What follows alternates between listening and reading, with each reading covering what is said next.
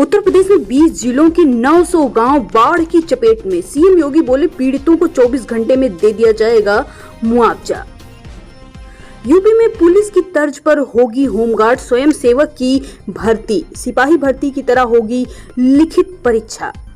UP में पैतृक संपत्ति के विवाद होंगे खत्म। तहसील कचहरी के चक्करों से मिलेगी मुक्ति।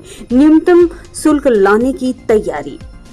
यूपी में अखिलेश को कांग्रेस से सावधान कर भाजपा ने खेला सियासी दांव। सपा भी कर रहा है नफा नुकसान का आकलन। सीएम योगी ने दिए निर्देश। कुकरैल के किनारे बने मकान नहीं तोड़े जाएंगे। जनता ने ढोल नगाड़े बजाकर खुशी मनाई। सोने चांदी के भाव की तो अंतर्राष्ट्रीय स्तर पर गिरावट के बीच सोना 50 रुपए बढ़ा और चांदी 500 रुपए लुढ़की। ऑल इंडिया सर्राफा एसोसिएशन ने कहा है कि सोने की कीमत में तेज उतार चढ़ाव देखने को मिल रहा है, लेकिन पिछले हफ्ते अमेरिकी उपभोक्ता मूल्य सूचकांक यानी CPI डेटा के बाद ये 2400 अमेरिकी डॉलर के ऊपर रहने में कामयाब रहा। वही बात की जाए चांदी की तो उसकी कीमत में 500 रुपए की गिरावट के साथ 94,000 रुपए प्रति किलोग्राम हो चुका है। पिछले सत्र में 94,500 रुपए प्रति किलोग्राम पर चांदी बंद हुई थी। बढ़ते दामों के बीच राहत। 20 से भी ज्यादा दिन सुरक्षित रख पाएंगे इन किस्मों के टमाटर। संकट पे भी लगेगी लगाम। देश में इस दिनों टमाटर की कीमत आसमान छू रही है। कहीं 100 तो कहीं 80 रुपए प्रति किलो टमाटर बिक रहा है। इस बीच ICAR के महानिदेशक हिमांशु पाठक ने एक जानकारी में बताया कि उन्होंने भारतीय कृषि अनुसंधान परिषद बेंगलुरु स्थित संस्थान में टमाटर की 2 ऐसी संकर प्रजाति विकसित कर रहा है जो भविष्य में इसके संकट को बचा सकेगी। BHU में 2024 के लिए बीएड और सीटेट वालों के लिए सरकारी नौकरी। BHU में TGT, PGT व PRD पदों पर भर्ती होने वाली है।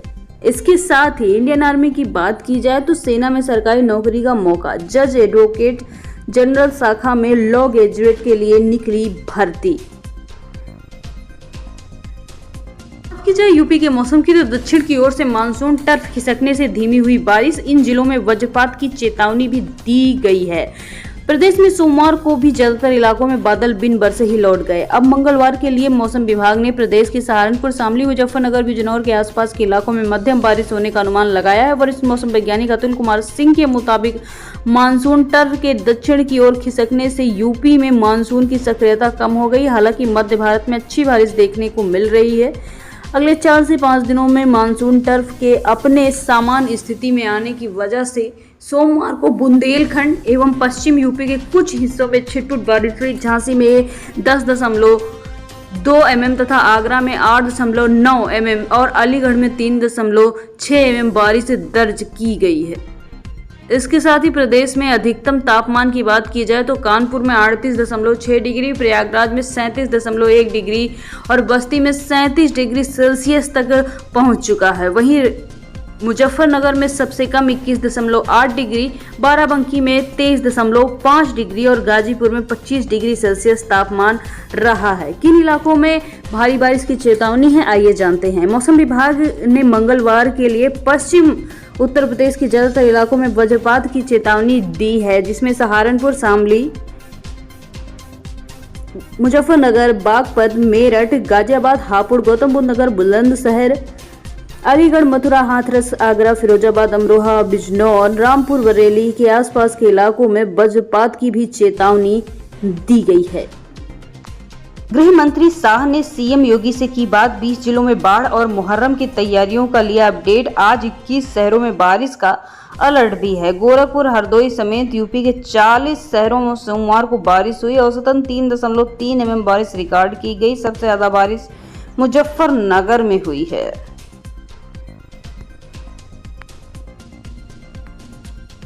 केशव की योगी से दूरी, दिल्ली से क्यों करीबी, गठबंधन सरकार से बड़ा है कहकर डिप्टी सीएम फिर फ्रंट फुट पर। ये टकराव कहां तक जाएगा। लोकसभा चुनाव में यूपी में भाजपा के खराब प्रदर्शन की वजह से सरकार और संगठन में सब कुछ ठीक नहीं चल रहा है। प्रदेश कार्य समिति की बैठक में सीएम योगी ने भी भाजपा अध्यक्ष जेपी नड्डा की मौजूदगी में हार की वजह बता दी। इसी बीच केशव प्रसाद मौर्य ने एक बार फिर संगठन को सरकार के ऊपर बता दिया। उनके इस बयान से भाजपा और सरकार के बीच चल रही खींचातानी को और भी हवा मिल गई। सवाल उठता है कि क्या केशव प्रसाद मौर्य सीएम योगी के खिलाफ खड़े हो गए हैं? क्या उनके पीछे कोई और है? क्या भाजपा में नए समीकरण लग रहे हैं? इन सवालों के जवाब के लिए आपको हमारे साथ बने रहना होगा। केशव प्रसाद ने एक पोस्ट में पहले पार्टी कार्य समिति की बैठक के लिए कहा कि संगठन सरकार से सर्वोपरि है, वो खुद पहले कार्यकर्ता है, उसके बाद उप मुख्यमंत्री। बात की जाए मेरठ की तो मेरठ में डीजे बजाने पर दो समुदाय में बवाल पथराव। गांव में कई थानों में फोर्स तैनात, 12 पर एफआईआर। मेरठ में सोमवार को शादी के एक दिन पहले डीजे बजाने को लेकर दो समुदाय में बवाल हो गया। बात इतनी बढ़ गई कि दोनों पक्ष में मारपीट होने लगी। इस बीच कुछ लोग पत्थर लेके आए, फिर एक दूसरे को जमकर पथराव करने लगे। इसमें 6 लोग घायल हो गए। घायलों में महिलाएं भी शामिल थीं। हमारी मांगे पूरी हो चाहे मजबूरी हो, लखनऊ सहित प्रदेश भर में शिक्षक का प्रदर्शन। डीजी से बैठक भी रहा बेनतीजा। लखनऊ कलेक्टर कार्यालय में दोपहर 3 बजे सैकड़ों की संख्या में पहुंचे शिक्षकों ने नारेबाजी की। शिक्षकों ने नारा लगाया, चाहे मजबूरी हो हमारी मांगे पूरी हो, डीजी तेरी तानाशाही नहीं चलेगी, नहीं चलेगी। प्रदेश के सभी शिक्षक संगठन एकजुट होकर डिजिटल अटेंडेंस का विरोध कर रहे हैं। सीएम योगी ने राज्य कर विभाग की समीक्षा। सीएम बोले, पहली तिमाही में 51,000 करोड़ का राजस्व संग्रह जनहित में उपयोग होगा। उत्तर प्रदेश में मुख्यमंत्री आदित्यनाथ ने सोमवार को राज्य कर विभाग के अधिकारियों के साथ उच्च स्तरीय बैठक की। इसमें चालू वित्तीय वर्ष में राजस्व प्राप्तियों की वर्तमान स्थिति की समीक्षा की। इस अवसर पर वित्त मंत्री सुरेश खन्ना और परिवहन मंत्री दयाशंकर सिंह एवं पंजीयन मंत्री रविंद्र जायसवाल भी मौजूद रहे। बैठक के दौरान मुख्यमंत्री ने बारी बारी से जीएसटी, वैट, आबकारी, स्टैम्प एवं पंजीयन, परिवहन, भू राजस्व और ऊर्जा राजस्व संग्रह के लक्ष्य और उनके सापेक्ष प्राप्तियों की जानकारी प्राप्त की। साथ ही विभागीय अधिकारियों को आवश्यक दिशा निर्देश भी दिए। कांग्रेस से सावधान कर भाजपा ने खेला सियासी दांव। सपा भी कर रही है नफा नुकसान का आकलन। सपा और कांग्रेस के रिश्ते आगे कितना मजबूत रहेंगे ये भविष्य बताएगा, लेकिन भाजपा प्रदेश अध्यक्ष भूपेंद्र चौधरी की ओर से उछाले गए दोनों दलों के सियासी रिश्तों के भविष्य के मुद्दे में सपा के भीतर हलचल जरूर पैदा कर दी है। भाजपा के इस पैंतरे पर सपा व कांग्रेस में बड़े स्तर पर भले ही कोई चर्चा नहीं दिख रही हो, लेकिन अंदर खाने इस दोस्ती के नफा नुकसान का आकलन लगातार चल रहा है। भाजपा के प्रदेश कार्य समिति की बैठक में प्रदेश में अध्यक्ष भूपेंद्र चौधरी ने यूं ही सपा अध्यक्ष अखिलेश यादव को सावधान करने का दांव नहीं चला है। यूपी की राजनीति के जानकार अच्छी तरह जानते हैं कि कांग्रेस के पतन पर ही सपा व अन्य क्षेत्रीय दलों की इमारत खड़ी हुई है। सपा में अब मुस्लिम वोट बैंक पर कांग्रेस की नजर की चर्चा आम है। पार्टी के दिग्गज भविष्य में इसके नुकसान के लिए आगाह भी कर दिया गया है।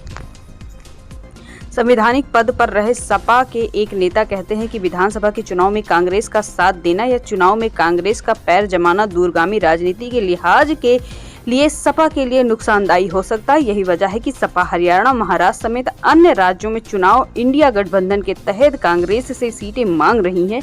अगर बात मानी जाती है तो वो ठीक है, वरना कांग्रेस के विपरीत रुख विधानसभा चुनाव में सपा को अलग राह ही पकड़ने का अवसर मिलेगा। इसके साथ यूपी की बड़ी खबर की बात की जाए तो पैतृक संपत्ति के विवाद खत्म हो गए। तहसील कचहरी के चक्रों से मिलेगी मुक्ति। न्यूनतम शुल्क लाने की तैयारी।